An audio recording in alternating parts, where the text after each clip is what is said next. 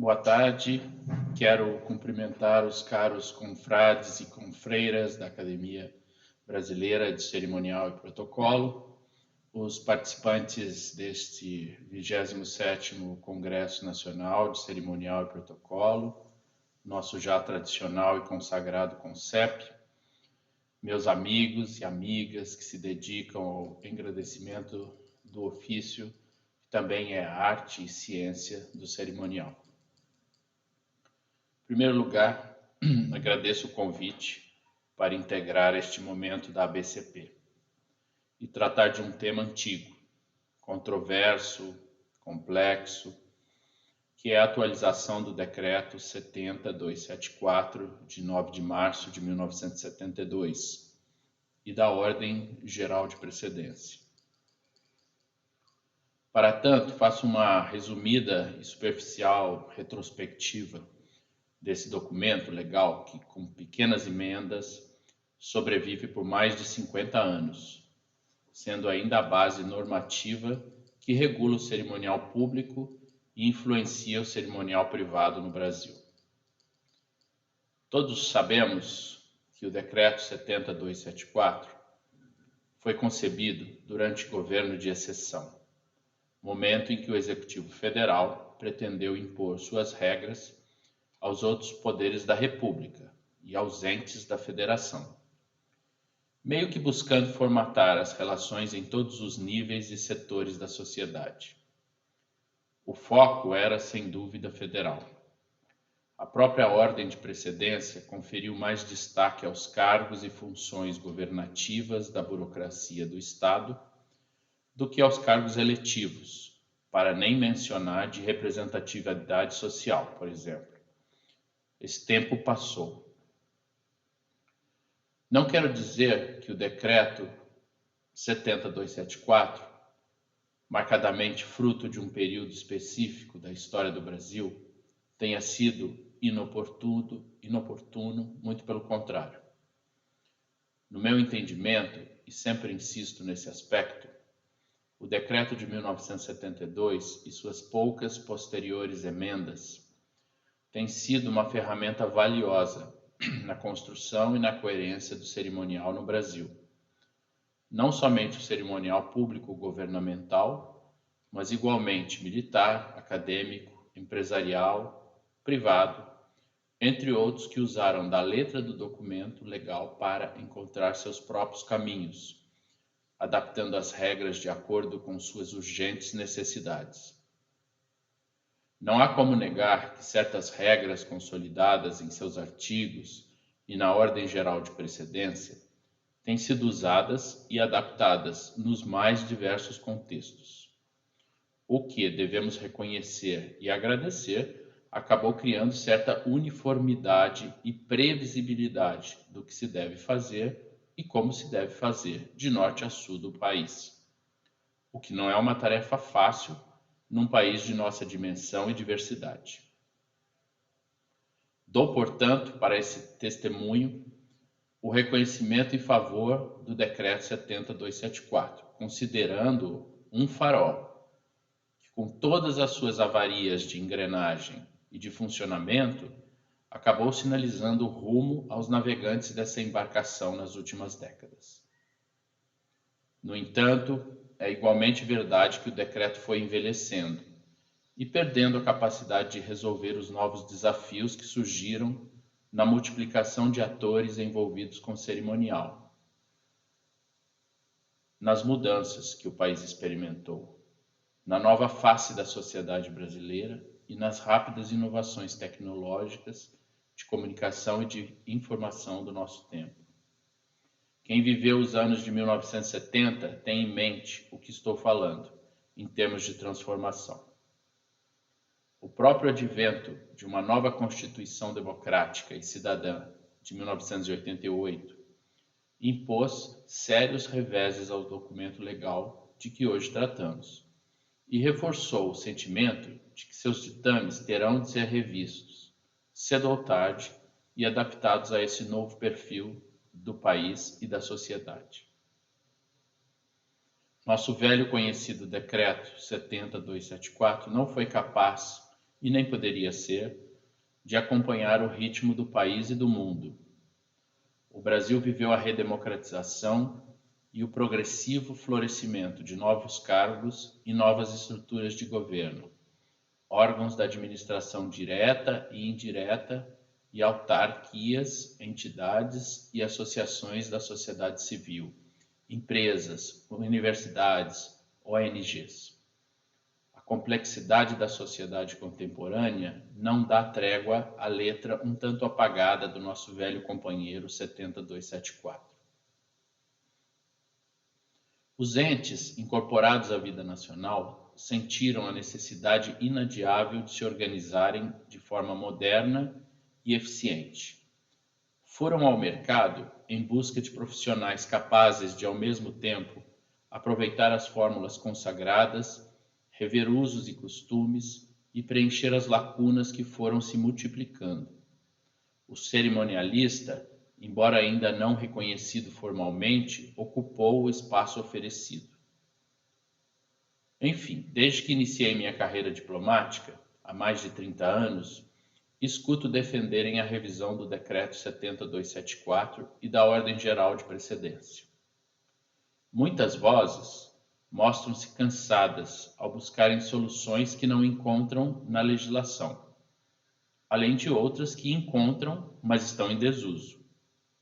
E outras vozes reclamam com razão estar a Ordem Geral de Precedência desatualizada e incompleta. Todos conhecemos os exemplos e não vou citá-los para não ser cansativo. Não obstante, o monumento legal continua soberano no ordenamento jurídico brasileiro. Nos tempos em que estive à frente do cerimonial da Presidência da República, entre 2011 e 2016, tomei a iniciativa de recolher críticas e comentários nos diversos setores de cerimonial para compor um texto renovado de regramento em cerimonial. Algo que, sem extremismos e sem pretender alterar a essência do decreto atual, pudesse rever os aspectos defasados do instrumento legal, incorporar uma nova visão, por isso uma revisão, e suprimir lacunas surgidas com o passar dos anos. Sempre defendi que esse trabalho precisa ser fruto de amplas consultas e contribuições de todos os envolvidos em cerimonial e protocolo, de modo a enriquecê-lo e torná-lo representativo de um país de nossa complexidade. Para tanto, o CNCP e a ABCP seriam os lote naturais para se levar adiante essa missão. O tempo passou desde 2016 e, recentemente, por intervenção da ABCP, a ideia de retomar esse esforço renovador ressurgiu com toda a disposição. O texto preliminar de outrora foi recuperado. Uma comissão de trabalho ad hoc foi constituída sob minha direção e iniciou-se o trabalho de coletar novas contribuições. Esta é a segunda vez formal que propomos democraticamente o desafio de receber os comentários dos colegas cerimonialistas. Nos últimos 2 meses, recebi muitíssimas contribuições de membros do CNCP, da ABCP e dos profissionais de cerimonial em geral.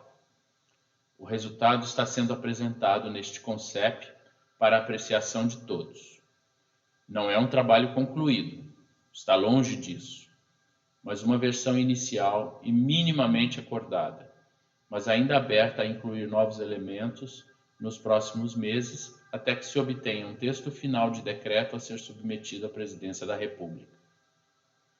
Feita essa longa introdução de caráter geral, passo a detalhar algumas importantes modificações que já alcançamos no texto, de modo a estimular em todos a curiosidade em relação ao projeto. Espero que todos possam ter em mão para facilitar o texto em discussão a seguir. Em primeiro lugar, foi introduzida a normativa que estabelece que o Presidente da República presidirá as cerimônias a que comparecer no âmbito do Poder Executivo Federal, resolvendo, sem grandes dificuldades, uma questão que já estava solucionada na prática e no relacionamento institucional entre os poderes da República. Mas ainda dentro dessa mesma questão, permanece a dúvida, apresentada por alguns, se seria conveniente ou não incluir no novo decreto a observação de que nas cerimônias a que comparecer, promovidas pelos poderes legislativo e judiciário, o presidente da República ocupará o lugar de honra, o que está aí no artigo 1º, parágrafo único. A dúvida de alguns é que isto pode ser entendido como intromissão nos ordenamentos internos dos outros poderes, ou, ao contrário, se essa modificação apenas referendaria a prática e o uso atuais. Assim, o mesmo entendimento se aplica ao artigo 3º e seu parágrafo único no que diz respeito ao vice-presidente da República, na ausência do mandatário. Esses pontos, portanto, ainda não estão totalmente pacificados e estão sujeitos a alguma discussão. Em seguida, o artigo 2º e o artigo 4º mantêm a precedência dos ex-presidentes e dos ex-vice-presidentes após o presidente do Supremo Tribunal Federal, mas abrem um debate sobre que precedência terá a autoridade caso ocupe outro cargo ou função pública. A de senador, por exemplo, que é muito comum, se a precedência que os beneficiar ou a precedência da função que estejam exercendo no momento. Outro ponto que ainda merece alguma reflexão da nossa parte. Após, temos a precedência dos ministros de Estado. Não se alteraram os entendimentos consagrados da ordem de precedência pela data de criação do Ministério, conforme o artigo 6º e parágrafo único. Com a inovação de que os cargos não vêm descritos mais na legislação, mas que a Presidência da República informará essas alterações nos ministérios, periodicamente, como está consubstanciado no artigo 6º, parágrafo 3º, de modo a evitar o rápido envelhecimento desse artigo. De que o ministro de Estado preside suas próprias cerimônias na ausência do presidente e do presidente da República e do vice-presidente da República, artigo 5º. E que o ministro-chefe da Casa Civil da Presidência da República terá a primeira precedência, artigo 5º, parágrafo único, sem novidades até aí, porque são itens repetidos do decreto original. E de que os ex-ministros de Estado receberão precedência e honras de destaque, e caso exerçam função pública, aplicar-se-á a precedência respectiva, conforme o artigo 6º, parágrafo 4º. O que elimina a obrigatoriedade de que ex-ministros passem sempre após os ministros titulares, sobretudo quando se tem em mente a profusão de ex-ministros no Brasil e as dificuldades operacionais para seguir um regulamento muito rígido. Do artigo 7º ao artigo 9º é a vez da precedência dos senadores, deputados federais e ministros do Supremo Tribunal Federal e demais tribunais superiores. Todos verão que há uma complexa engenharia proposta para a precedência entre os membros do Parlamento brasileiro e dos tribunais superiores, mas há igualmente a preocupação de que na prática, de fato, não se consiga observar termos tão estritos no calor da hora das cerimônias. Por isso, há a sugestão de que seja refeita a redação por um texto mais simplificado, o que me parece mesmo mais apropriado e objetivo. Talvez apenas assegurando a precedência aos integrantes das mesas, por exemplo, e eliminando outros critérios. Por essa razão, estão os referidos artigos realçados em vermelho. Entre o artigo 10º e o artigo 12 estão pontos, em princípio, menos controversos, sobre a precedência em cerimônias militares e em representações diplomáticas. Não vou comentá-los, mas poderão ser objeto de debate entre os presentes deste momento ABCP, que tenham alguma dúvida durante esta sessão. Adiante, no que diz respeito à precedência dos Estados da Federação no Distrito Federal e nos municípios, segue-se o mesmo padrão. No artigo 13, em cerimônias do Executivo Federal nos âmbitos dos Estados da Federação e dos municípios, o que se descreveu para o Executivo Federal é observado, com as alterações necessárias para a precedência das mais altas autoridades estaduais e municipais. Artigo 13, parágrafo único. O artigo 14 mantém a histórica precedência entre os governadores dos Estados da Federação e do Distrito Federal, determinada pela ordem de constituição histórica desses entes federativos. E se procurou observar o entendimento da súmula protocolar da Academia Brasileira de Cerimonial e Protocolo, número 3 de 2017. A ordem entre os Estados da Federação e o Distrito Federal, a ser cristalizada no novo decreto, seria a que está descrita nesse artigo. O artigo 15 descreve a precedência entre os municípios com base no critério populacional, enquanto o artigo 16 determina a precedência a ser conferida ao chefe do Executivo Municipal em cerimônias promovidas pelo Executivo Federal nos Estados e no Distrito Federal. Como sempre foi nossa intenção atualizar o decreto com base na visão de que este novo instrumento sirva ao amplo funcionamento do cerimonial no Brasil, o artigo 17 indica que nos Estados, no Distrito Federal e nos municípios deverão aplicar-se, quando pertinentes e em consonância aos usos e costumes regionais e locais, os princípios e dispositivos referentes às normas do cerimonial público e à ordem geral de precedência. Este é um modo de instar todos os operadores de cerimonial a buscar acomodar as regras gerais com suas particularidades regionais e locais. No que diz respeito à seção da precedência entre autoridades nacionais e estrangeiras, mantém-se o princípio da cortesia entre autoridades brasileiras e estrangeiras de mesma hierarquia, exceto em cerimônias específicas que exijam a presidência de autoridade nacional, conforme o artigo 18. Confirma que em cerimônias com a presença de autoridades estrangeiras visitantes, o ministro de Estado das Relações Exteriores terá precedência sobre os embaixadores estrangeiros acreditados junto ao governo brasileiro e sobre os demais ministros de Estado, como está no artigo 19. E reafirma que os chefes de missão diplomática e os representantes de organismos internacionais acreditados junto ao governo brasileiro terão a precedência determinada pela data e hora da chegada na capital do país, artigo 20. Estes são os temas pacíficos, mas ainda assim abertos a acréscimos ou supressões, de acordo com o interesse ou propostas a serem discutidas.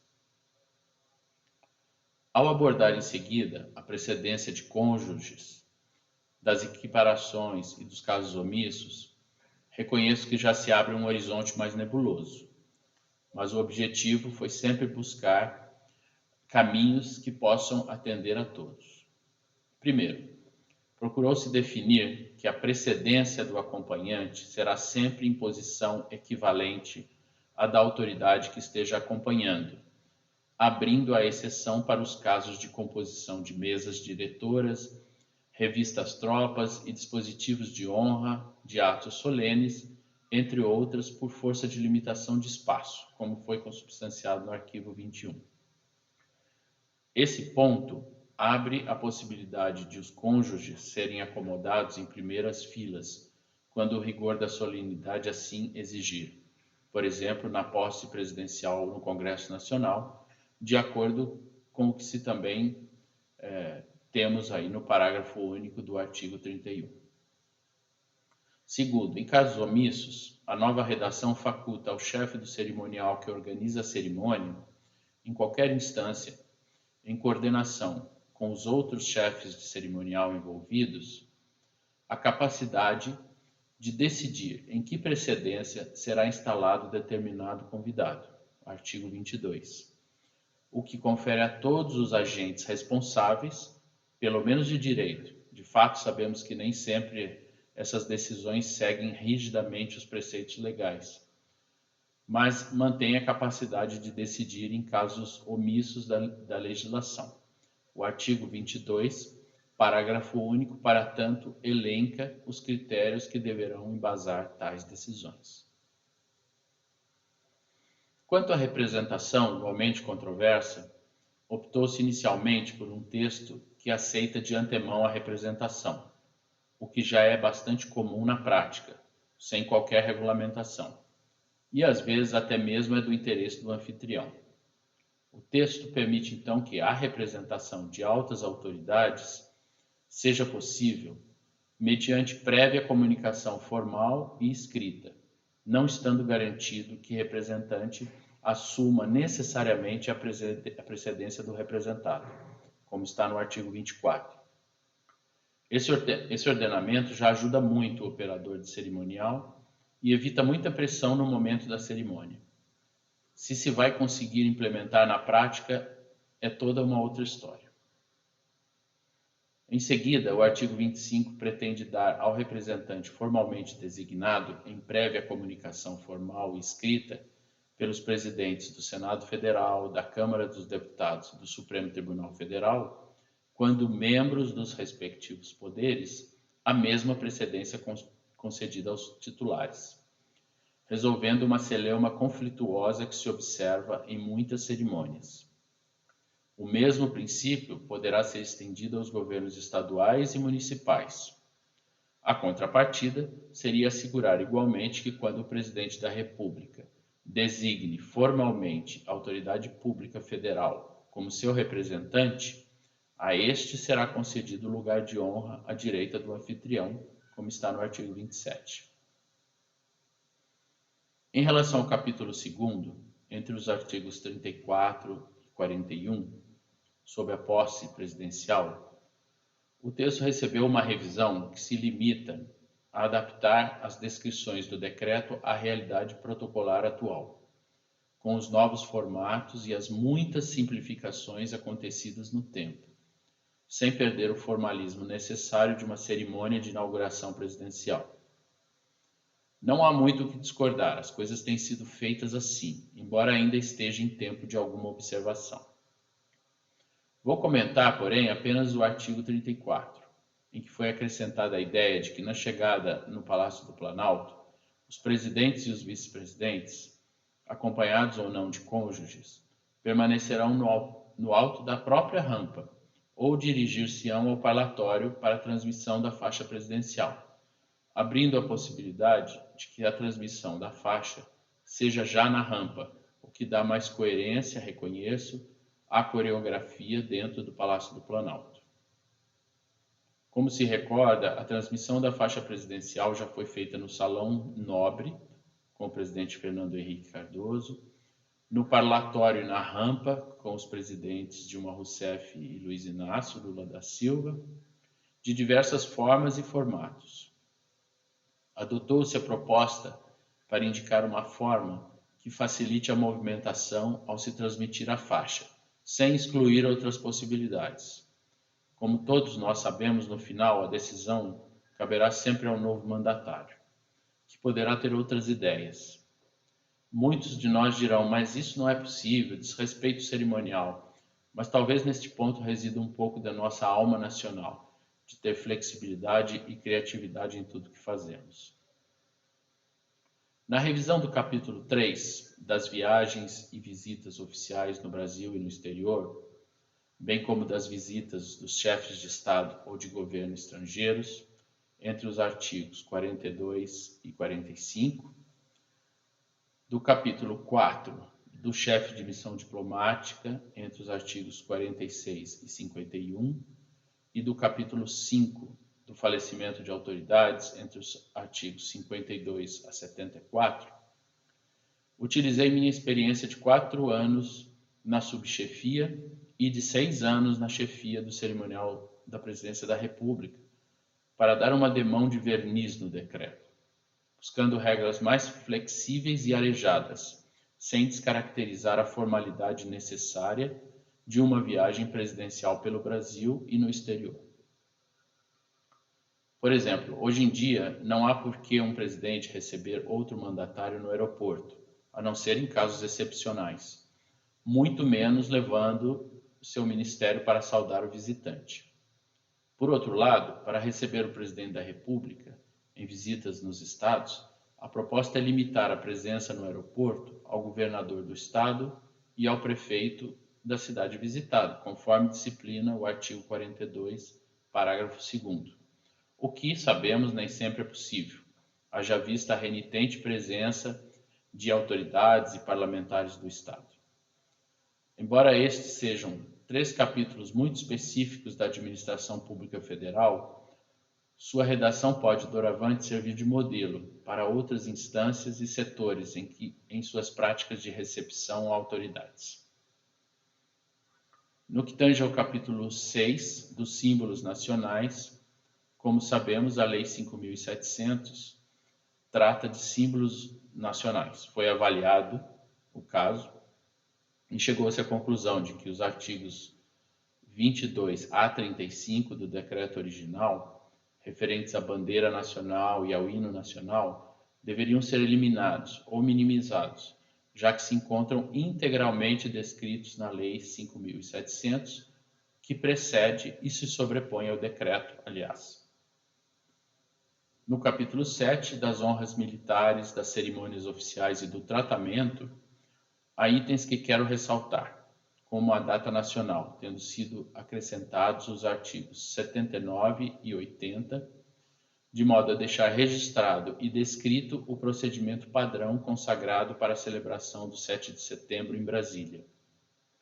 Da mesma forma, na seção do tratamento, o artigo 83 foi acrescentado para servir de base, para dirimir dúvidas quanto ao tratamento de autoridades.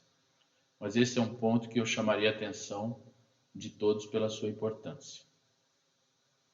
Na parte das condecorações, pouco se tem a acrescentar. Já os artigos referentes ao pavilhão presidencial foram mantidos de acordo com a redação dada pelo Decreto 7.419, de 31 de dezembro de 2010. Por não se tratar de um símbolo nacional, não é parte da Lei 5.700, de 1º de setembro de 1971. Enfim, todos os elementos que foram incorporados ou suprimidos pelo trabalho da Comissão ad hoc para a revisão do Decreto 70274, formada, como já mencionei, por iniciativa da Academia Brasileira de Cerimonial e Protocolo, merece um cuidado especial da parte de todos nós.